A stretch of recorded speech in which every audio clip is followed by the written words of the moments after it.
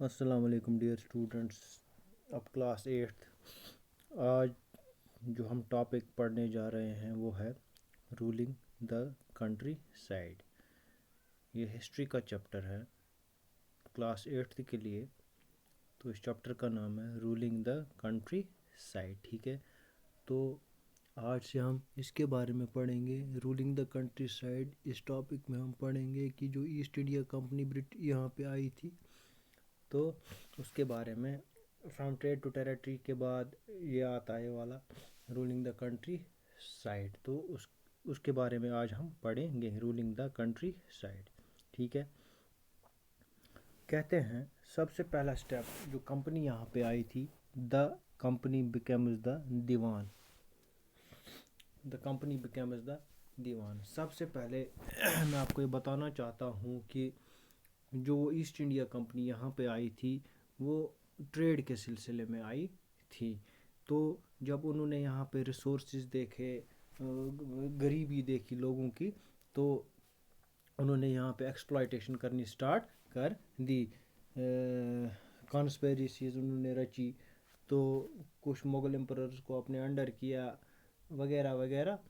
تو جتنا بھی ریونیو یہاں سے انہوں نے جنریٹ کیا اور جو بھی کلٹیویشن یہاں سے ہوتی تھی وہ ڈائریکٹلی یورپین مارکیٹس میں جاتی تھی، تو جو بھی اس کی وجہ سے کمپنی کو بہت زیادہ فائدہ ہوتا تھا۔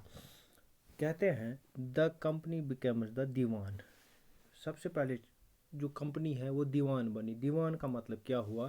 ایک ٹیکس کلیکٹنگ ڈپارٹمنٹ۔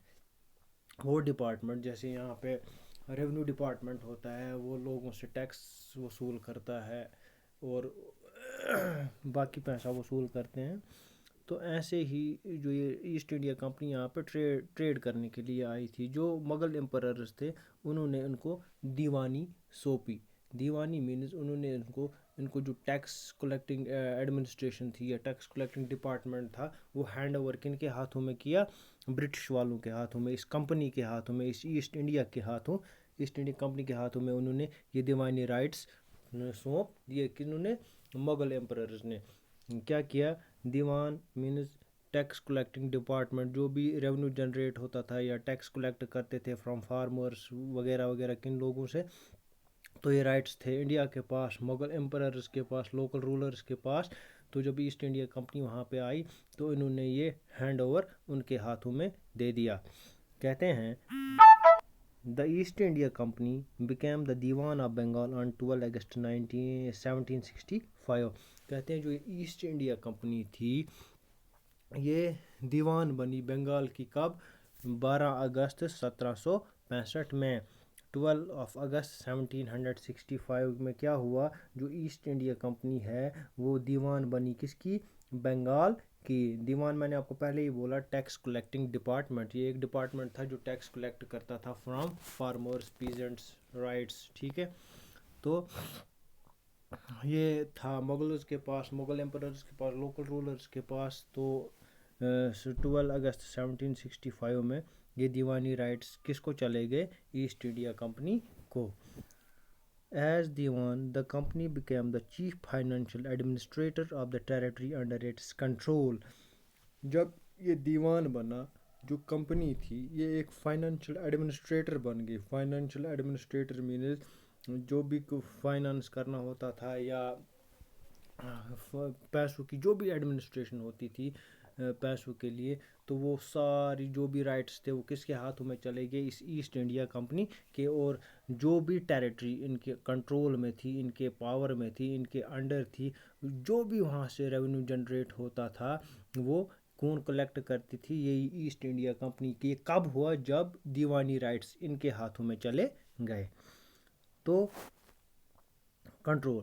کہتے ہیں the company needed to administer the land and organize its revenue resources۔ کہتے ہیں کمپنی نے کیا کیا؟ انہوں نے کیا کام کیا؟ انہوں نے لینڈ جو ہے وہ ایڈمنسٹر کیا۔ ایڈمنسٹر کا مطلب اس کو سلجھایا۔ سلجھانے کے بعد اس نے آرگنائزڈ اٹس ریونیو ریسورسز، اور جو ریونیو ریسورسز جس سے پیسہ جنریٹ ہوتا تھا، جو بھی ریسورسز تھے وہ استعمال کرنے شروع کر دیے۔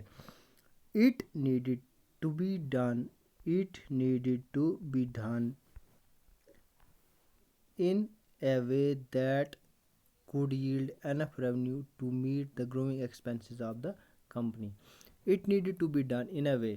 اور یہ سب چیزیں اس طریقے سے کرنا چاہتے تھے کہ ان کو زیادہ سے زیادہ ریونیو حاصل ہو، زیادہ سے زیادہ پیسہ حاصل ہو، زیادہ سے زیادہ ٹیکس حاصل ہو، زیادہ سے زیادہ ریونیو حاصل ہو. یہ کس لیے اتنا ریونیو ان کو چاہیے تھا؟ To meet the growing expenses of the company. جو کمپنی یہاں پہ آئی تھی وہ پہلے تھوڑی تھی، اس کے بعد بڑھتے بڑھتے بڑھتے اس کے ممبرس، اس کے ریزیڈنٹس بھی بڑھنے گئے. تو ان کی ڈیمانڈس کو پورا کرنے کے لیے، ان کی ڈیمانڈس کو فلفل کرنے کے لیے کمپنی کو زیادہ سے زیادہ پیسہ چاہیے تھا. تو اس کے لیے انہوں نے کیا کیا، انہوں نے دیوانی رائٹس حاصل کیے. اس کے بعد جو بھی ریونیو تھا، جو لینڈ پہ ٹیکس تھا یا جو بھی کراپس پہ ٹیکس لگتا تھا، یہ ٹیکس کلیکٹنگ ایک ڈپارٹمنٹ ایک بن گیا تھا.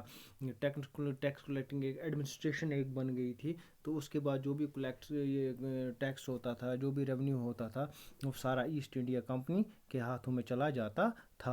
اور یہ کس لیے چاہتے تھے کہ زیادہ سے زیادہ ریونیو جنریٹ ہو. جو بھی ان کی گروئنگ ڈیمانڈس تھی ایسٹ انڈیا کمپنی کی، growing expenses of the company, جو ان کے خرچات تھے، جو ان کے خرچے تھے، ان کو میٹ آؤٹ کرنے کے لیے ان کے پاس زیادہ سے زیادہ لینڈ بھی ہونی چاہیے تھی اور زیادہ سے زیادہ اس کا ریونیو بھی جنریٹ ہوتا. تو کمپنی کے جو ایکسپینسز سے وہ میٹ آؤٹ کرنے کے لیے ان کو کیا چاہیے تھا، زیادہ سے زیادہ ریونیو چاہیے تھا، تاکہ وہ جو ایکسپینسز تھے اس کمپنی کے وہ میٹ آؤٹ کر سکے. تھینکس.